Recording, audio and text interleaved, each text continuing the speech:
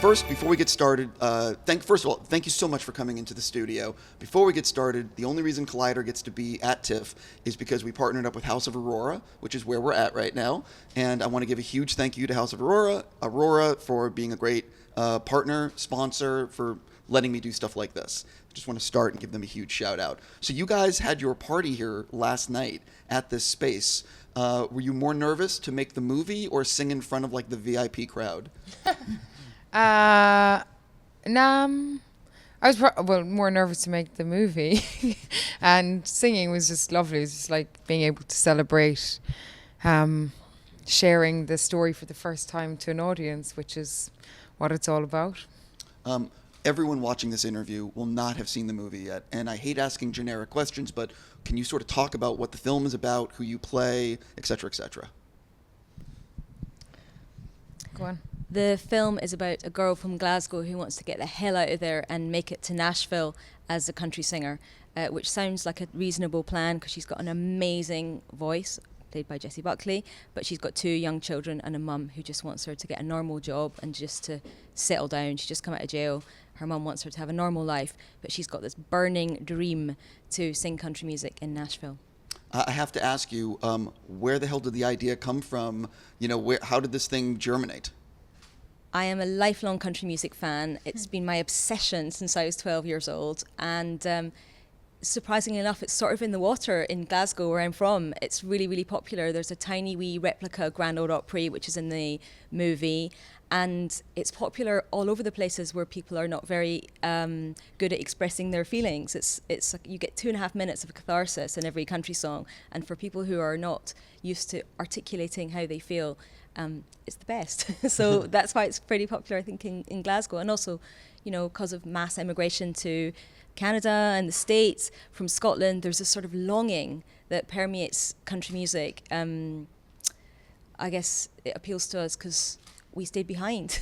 And we miss you. You went and we stayed. And so all of that was going on. But yeah, it was my chance to write about my hometown and my passion, country music.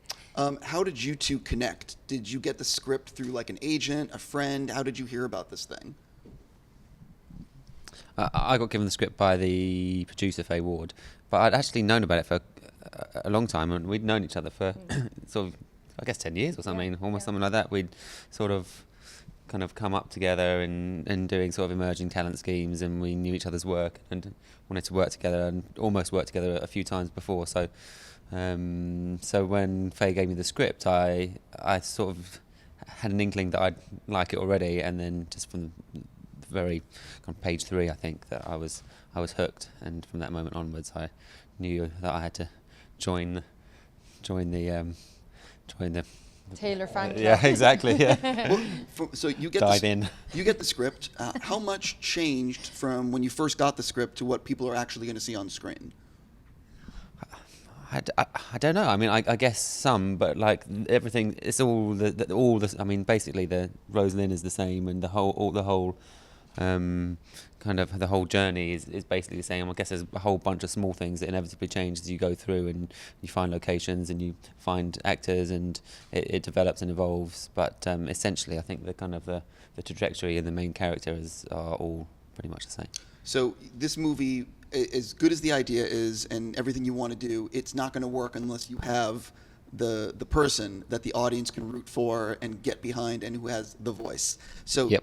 Talk a little bit about how you guys first met, and was it quote unquote love at first sight?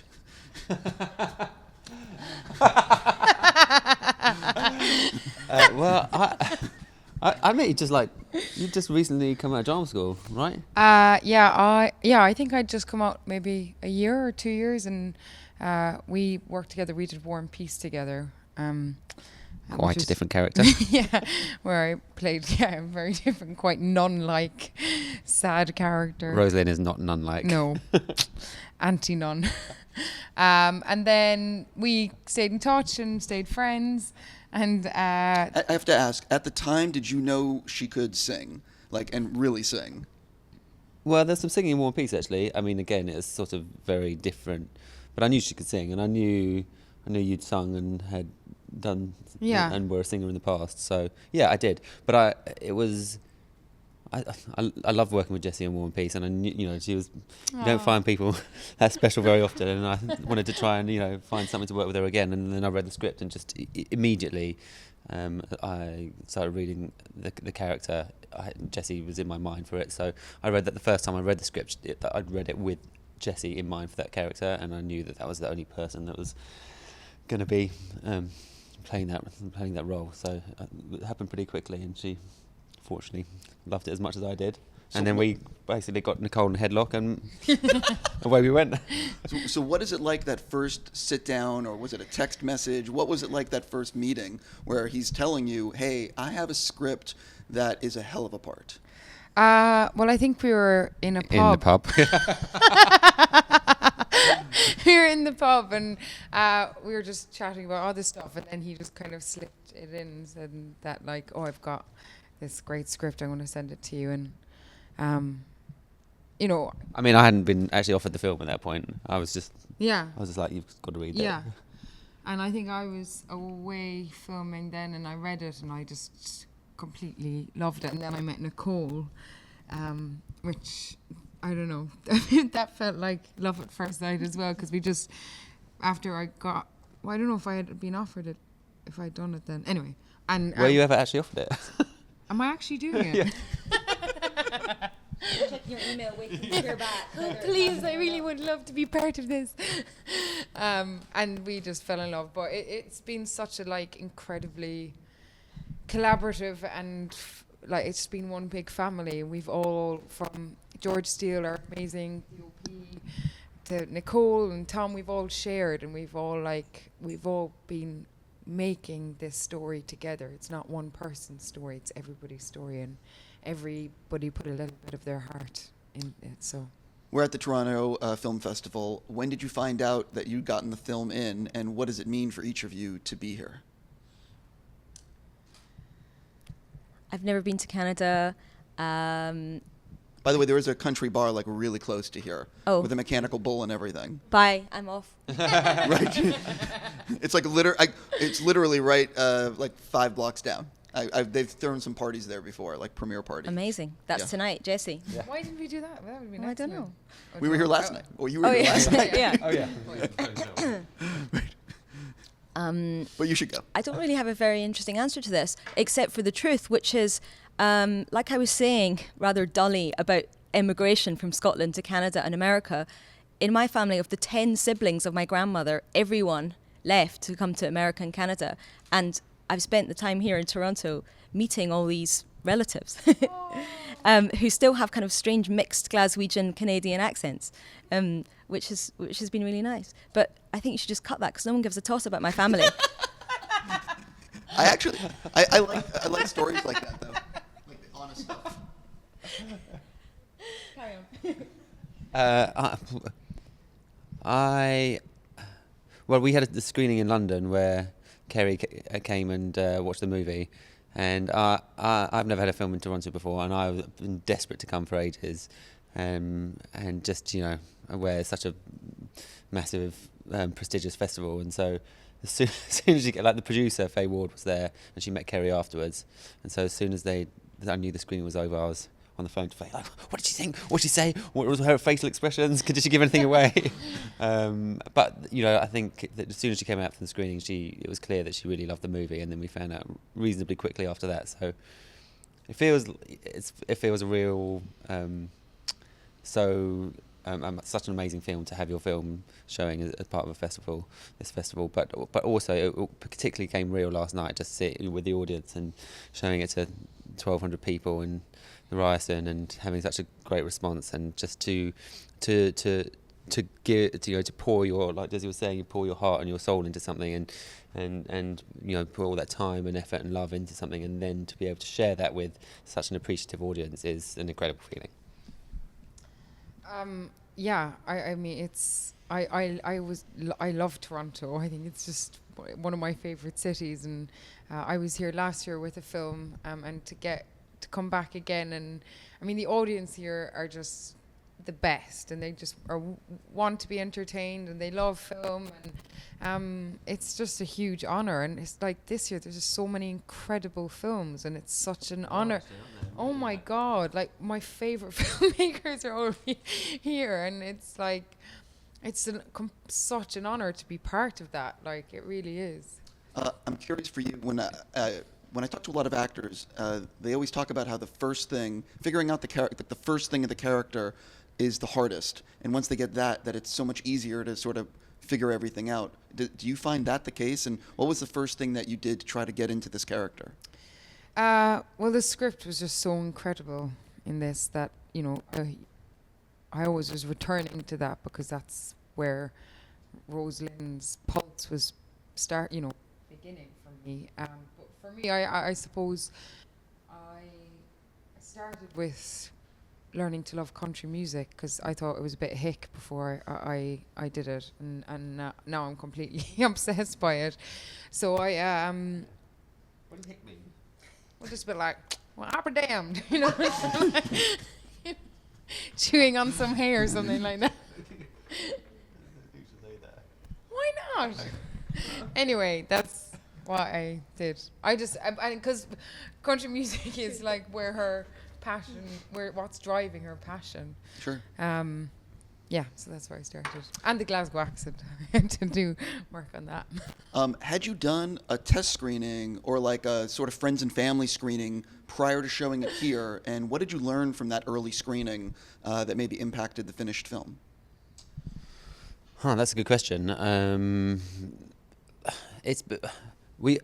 In the editing process, we always knew that there was a really strong emotional story there, and there were parts of the film that worked really well right from the very beginning, like the ending, for example, has always, right from the very first assembly, has always connected and been strong emotionally. But there were a number of parts throughout the film that have taken some real careful fine-tuning to make it really resonate. You know, like kind of the key building blocks were all there, but just kind of fine-tuning. And actually, I think this film, more than most that I've worked on, that careful fine-tuning has really helped to make it sing, if you like. And those friends and family screenings were particularly. We had a particular kind of. There was a gnarly part in the middle of the film where Rosalind goes to London that that we couldn't get right, and just the feedback from that just helped us think around it and to think outside the box, and we ended up picking up a little scene there. And so it's just kind of often small and subtle things that make a big difference. Everyone who's been coming through the studio, we've been playing something called Get to Know Your TIFF Attendee. These are harmless questions, I promise. We're about to play. For you, what TV show would you love to guest spot on? What TV show would you love to guest direct? And what TV show would you love to guest write? I've never had such silence. Right. I would love to have written Transparent. I was going to say Transparent as well. I'm sorry, I've got Transparent. You can join me with Transparent. Can you write me a part in Transparent, please? For me, there's this show in the UK called The Detectorists, and it's which is by Mackenzie Crook, and it's the most delightful TV series, and I'd love to do one of those, but unfortunately Mackenzie's does it all, very selfish like that. Do you guys have a favorite sci-fi or a fantasy film? I'm not into sci-fi. Okay. Sorry. I don't know. Yeah. No, that's fine. Weirdly, the first thing that comes to mind is Primer from, I don't know, I guess 15 years ago, is that? Sure, that's a great movie. Yeah.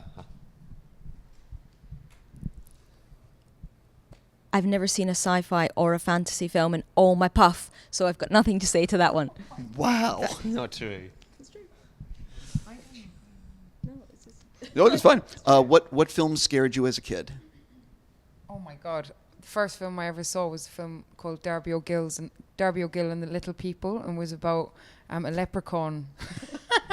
And this banshee. I think you told me before. Oh my God, I'll never forget it. And this banshee, which is like a kind of grim reaper, came to take one of the old men, and I remember just watching it and crying my eyes out. I thought it was the scariest thing in the world. That one. Jaws for me. I was scared to go to the toilet for years. In the toilet. Yeah, I was. I thought it was going to come up and like eat my ass. Hands up, Jules. Mine was Charlie and the Chocolate Factory. I couldn't handle the surrealness and I was physically sick on the carpet when Violet Beauregard got blown up and pushed round the corridors. Do you collect anything? There's a lot of debate. I'm wondering.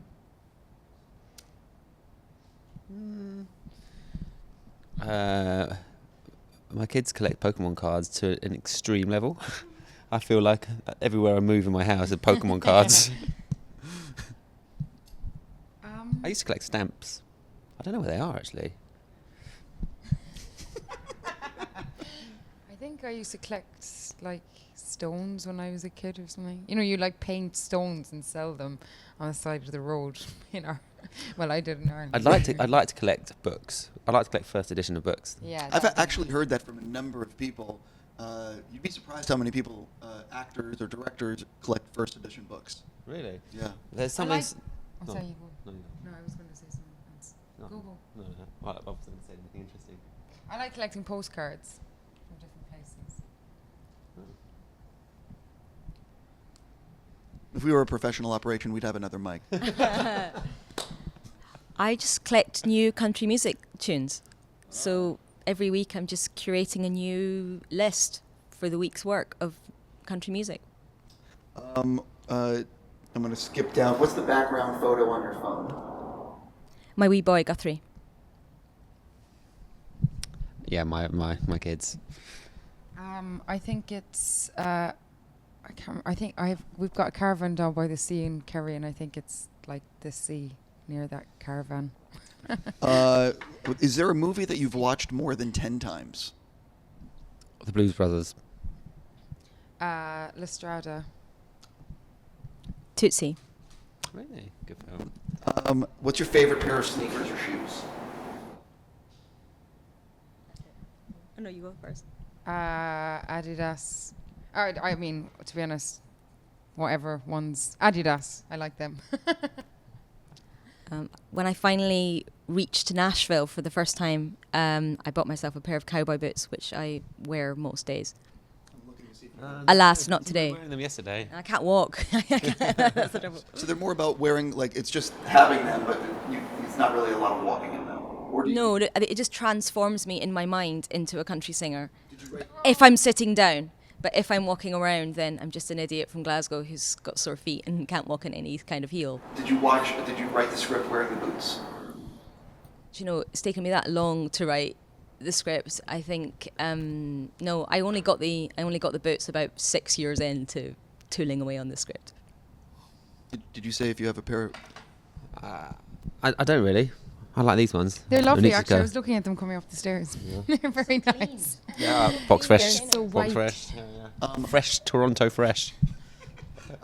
for each of you, do you remember what got you or into wanting to be part of the entertainment industry?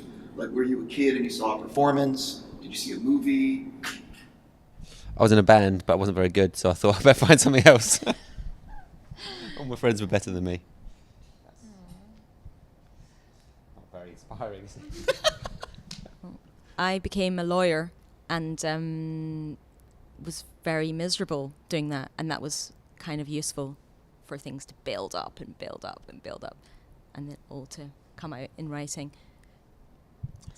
I think watching my mom sing as a little girl. My mom's a harpist and a singer. So yeah, watching her sing. Yeah, I always wonder because sometimes it's like someone saw like a performance in a movie. Can I and- change my mind? Of course. I've just made a mistake. That's because I was only here an hour ago for the parties. Mine is growing up watching a British comedian called Victoria Wood, and her writing and her performance made me want to write. Before I run out of time, I am really looking forward to the Aeronauts. What can you tease people about the film, which is obviously the next project for him? It's a hell of a ride in a balloon. That's well, you put together two pretty good actors. Can you just tease people a little bit? Yeah, it's basically those two actors, Eddie Redmayne and Felicity Jones, who go up in a balloon in 1862, and who get into all sorts of problems along the way. So it's a sort of action movie in the sky, I guess. But it's also kind of a pressure cooker in which those two characters sort of go on a journey together and discover things about themselves and each other along the way. I really mean it sincerely. Congratulations on being a part of TIFF. Thank you so much for coming in the studio. I wish you nothing but success. Thank you you. very much. Thanks for Thank having you. us. Thanks.